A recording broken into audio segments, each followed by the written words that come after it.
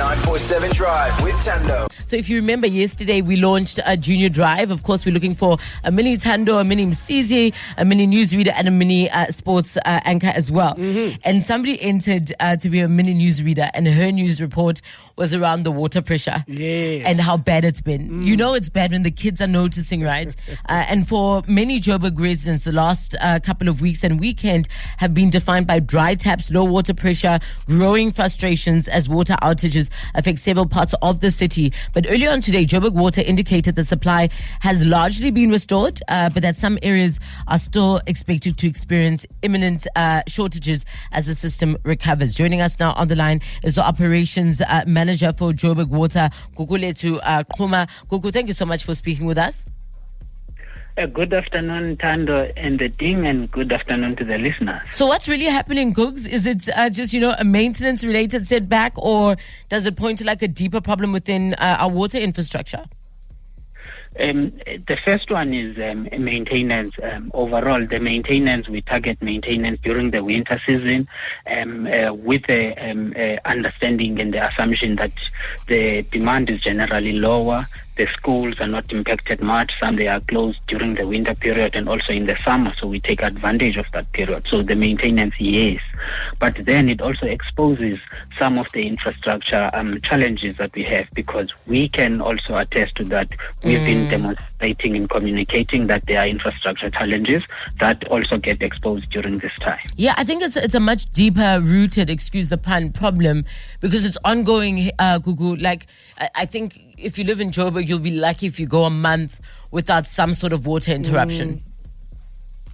Yes, if you look at the city, you will understand, Tando and the team, that there are areas that are older suburbs.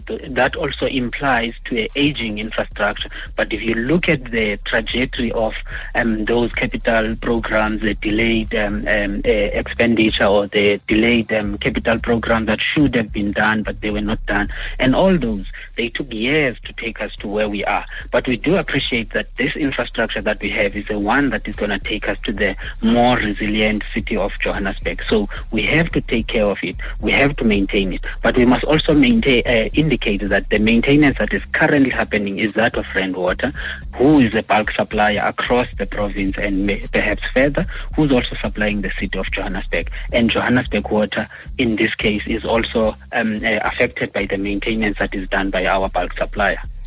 So we hear this term maintenance a lot, especially when it comes to Rand Water. What does that mean? For somebody like me who gets these updates on my WhatsApp groups for my counselors or whatever it may be, what is it that you're maintaining? Because there's scheduled maintenance often in my area for water. So what is it that you're actually doing that requires you to turn off the water supply? There are maintenance, thank you for that question. There are maintenance that we can do on day-to-day basis, repairing the pipe burst. Remember, the infrastructure will also respond to this fluctuation.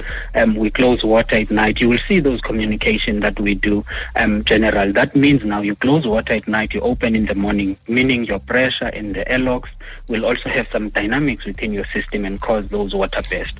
We attend to those regularly. But although you didn't answer my question at all in that. You just told me about burst water pipes, which are not maintenance, so that's fixing stuff. What is it that you're maintaining? Are you adding new piping? What is it that's going on when you end up switching it off in the night or whatever it may be? Coming there, the scheduled maintenance now, which is packaged as a project, which can only be done through a shutdown, isolating the water completely. In this case, Rainwater is doing a maintenance on their treatment plant, which means they need to reduce the pumping so that they can take some part or portion of the treatment plant so that they can maintain.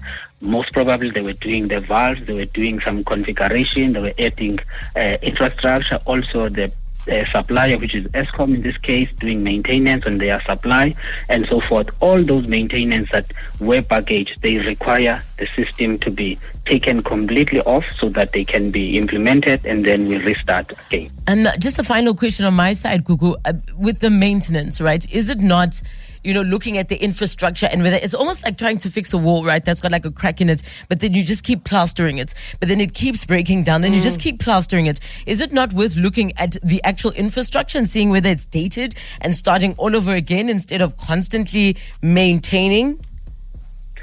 Definitely. We have a reservoir rehabilitation program within the city where we are rehabilitating most reservoirs. You will see from the deep south, your Enedale to the Commando, which is your city center, as also in Soweto. Those reservoirs that are existing, but they are they require those rehabilitation so that they can deal with the structural integrity. But what about the pipes? The pipes that not even the reservoirs, the pipes that end up bringing water to our houses. Like, I mean, where I live, Gugu, I'll tell you, for the last year, they've been fixing a pipe. One pipe, and then like there's the one comes off loose, and then they must redig again, and then everyone who lives there knows exactly where I live now. Like, if you live in that area, you know what I'm talking about, where you're fixing one pipe for 2 years.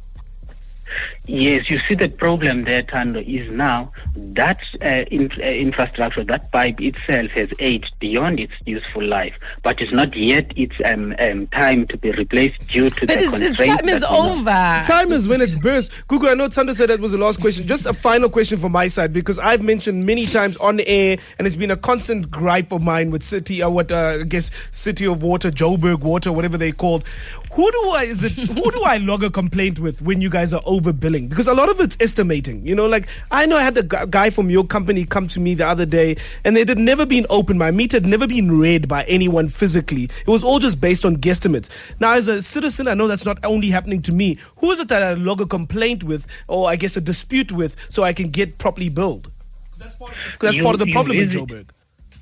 Yes, you can visit your region. It will be called City of Johannesburg walk-in centers, the customer service centers. You can also visit the various depots of Johannesburg Water. They will also be able to log the query for you, and then the investigation will also be done. But if you also query the consumption of the meter itself, there's also a process that you can also be able to undertake, where the meter can be tested itself to give you comfort that meter is operational. But we must also acknowledge that there are those challenges that once there is no water in the system, it causes a challenge within the entire suburb, where the meters can also be affected, and those errors that we are talking about on the billing, but they need to be resolved through the billing queries that can be to the city or to Johannesburg Water depots. Gugulethu, thank you so much for your time. That's Gugulethu Quma, Operations Manager for Joburg Water. I discovered something last night and I have to share. You can log onto the City of Joburg website, and then you can actually take a picture of your meter. It will tell you what your previous reading was. You upload the picture of, so as of, I think it's like you've got like a 2-day window period. So the 1st of June, 2nd of June, you can still do it today. Take a picture, upload it, and then you'll see if that amount is properly reflected in your statement at the end of the month. Oh, yeah. That's good to know. Okay. Good to know. 947 Drive with Tando.